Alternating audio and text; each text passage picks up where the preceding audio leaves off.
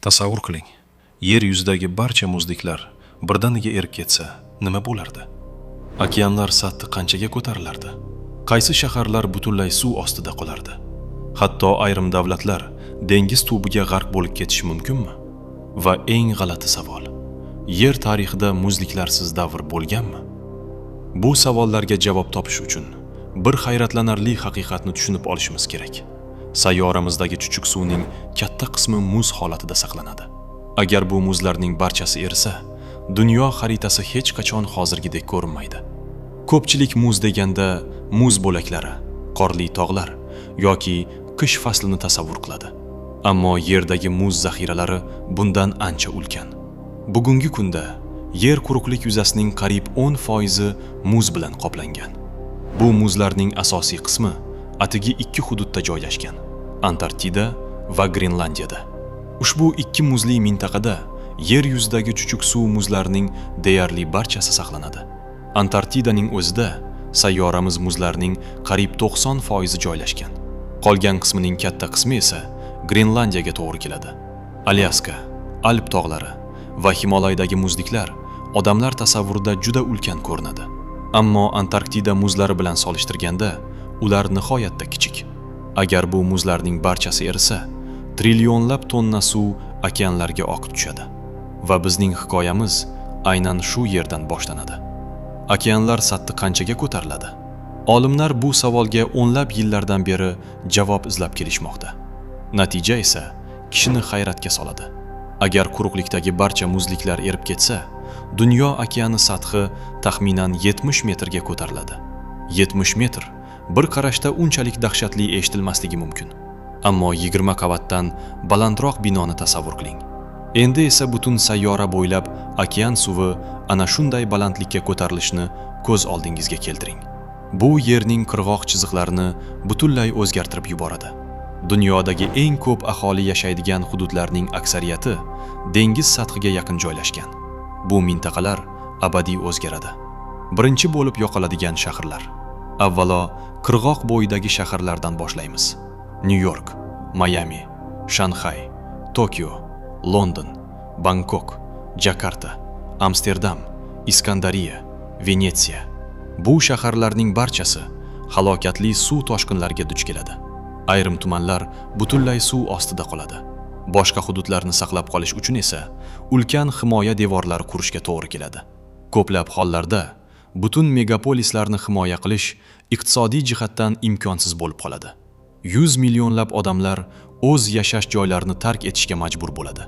Bu insoniyat tarixidagi eng katta ommaviy ko'chish hodisasiga aylanishi mumkin.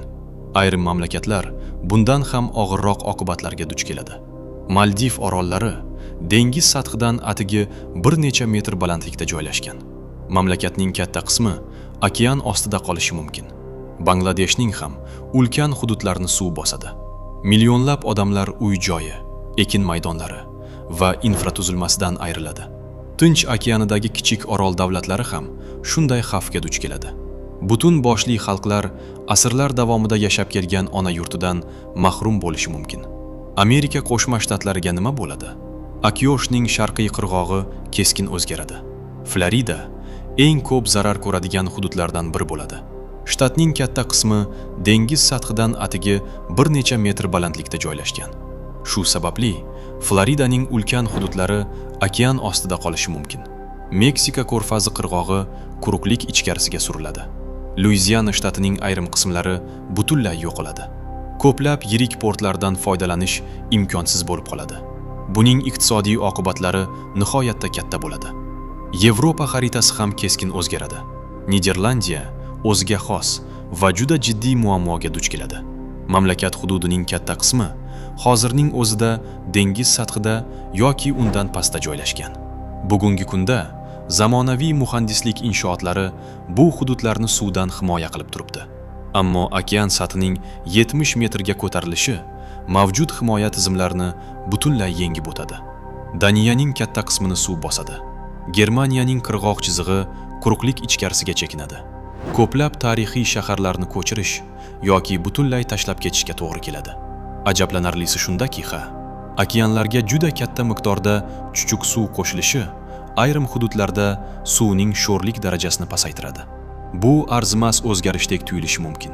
Ammo okean suvining sho'rligi yirik okean oqimlarining harakatlanishida muhim rol o'ynaydi. Sho'rlik darajasining o'zgarishi global iqlimni boshqarib turadigan okean aylanish tizimlarini izdan chiqarishi mumkin. Eng muhim tizimlardan biri Atlantika meridional ag'darilish sirkulyatsiyasi hisoblanadi. Bu ulkan okean oqimi issiqlikni sayyoramiz bo'ylab tarqatadi. Muzliklardan okeanga tushgan chuchuk suv ushbu oqimni zaiflashtirishi mumkin. Agar shunday bo'lsa, dunyodagi ob-havo tartibi keskin o'zgaradi. Ayrim hududlar sovib ketishi mumkin. Boshqa joylarda esa harorat yanada oshadi. Yog'ingarchilik miqdori va fasllarning odatiy tartibi butun qit'alar bo'ylab o'zgarishi ehtimoli bor. Ko'pchilik Antarktidani azaldan muzlagan hudud deb tasavvur qiladi. Ammo yer tarixi butunlay boshqa voqeani hikoya qiladi. Millionlab yillar avval Antarktidada o'rmonlar o'sgan. Olimlar muz qatlamlari ostidan toshga aylangan daraxt qoldiqlari, o'simlik changlari va boshqa o'simlik izlarini topishgan. Ushbu qadimiy o'rmonlarning ayrimlari yer harorati hozirgidan ancha yuqori bo'lgan davrlarda o'sgan. Demak, muzliklarsiz Antarktida imkonsiz hodisa emas. Bu yer tarixida ilgari ham sodir bo'lgan. Dinozavrlar yashagan davrning katta qismida yer hozirgidan butunlay boshqacha ko'rinishga ega edi. Doimiy qutb muzliklari juda kam bo'lgan yoki umuman mavjud bo'lmagan. Dengiz sathi ancha baland bo'lgan. Iliq iqlim qutblarga yaqin hududlargacha yetib borgan. Bugungi kunda muzlab yotgan joylarda tropik tabiat va ekotizmlar mavjud bo'lgan. Bu holat geologik vaqt davomida yer iqlimi qanchalik keskin o'zgarishi mumkinligini ko'rsatadi. Hayvonlarga nima bo'ladi? Ko'plab hayvon turlari to'g'ridan-to'g'ri muzliklarga bog'liq. Oq ayiqlar ov qilish uchun Arktikadagi dengiz muzlariga muhtoj.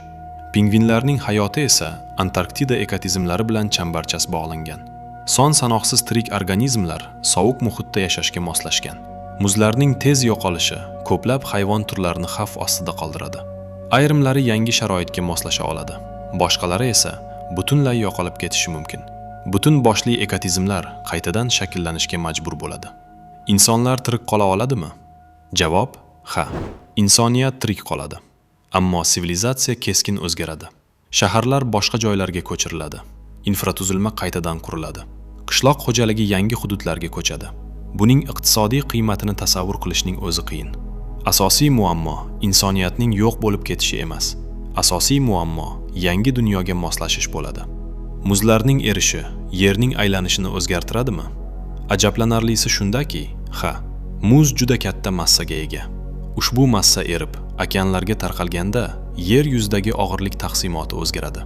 Olimlar muzliklarning yo'qolishi tufayli yerning aylanishida yuz berayotgan juda kichik o'zgarishlarni allaqachon qayd etishgan. Bu ta'sir nihoyatda kichik, ammo u haqiqatdan ham mavjud. Hatto yer qutblarining joylashuvi ham ozgina siljishi mumkin. Bitta muhim haqiqat ko'pincha e'tibordan chetda qoladi. Yer yuzidagi barcha muzliklar bir kechaning o'zida erib ketmaydi. Hatto eng kuchli global isish holatida ham ularning butunlay erishi minglab yillar davom etadi. Demak, bu ertaga sodir bo'ladigan falokat emas. Ammo bunday ehtimolni o'rganish olimlarga yerning iqlim tizimi va sayyoramizning uzoq kelajakdagi holatini yaxshiroq tushunishga yordam beradi. Xo'sh, yer yuzidagi barcha muzliklar erib ketsa, nima bo'ladi? Okeanlar sathi taxminan 70 metrga ko'tariladi. Qirg'oq chiziqlari qaytadan shakllanadi. Ko'plab yirik shaharlar suv ostida qoladi. Ayrim davlatlar butunlay yo'qolib ketishi mumkin. Okean oqimlari o'zgaradi. Iqlim va ob-havo tartibi izdan chiqadi. Ekotizmlar butunlay yangilanadi. Insoniyat esa mutlaqo yangi yer sharoitiga moslashishga majbur bo'ladi. Ammo eng qiziqarli haqiqat ehtimol shundan iborat. Muzliklarsiz dunyo ilmiy fantastika emas. Bunday dunyo yerning uzoq o'tmishida allaqachon mavjud bo'lgan. O'tmishni o'rganish esa sayyoramizning kelajagini yaxshiroq tushunishimizga yordam beradi.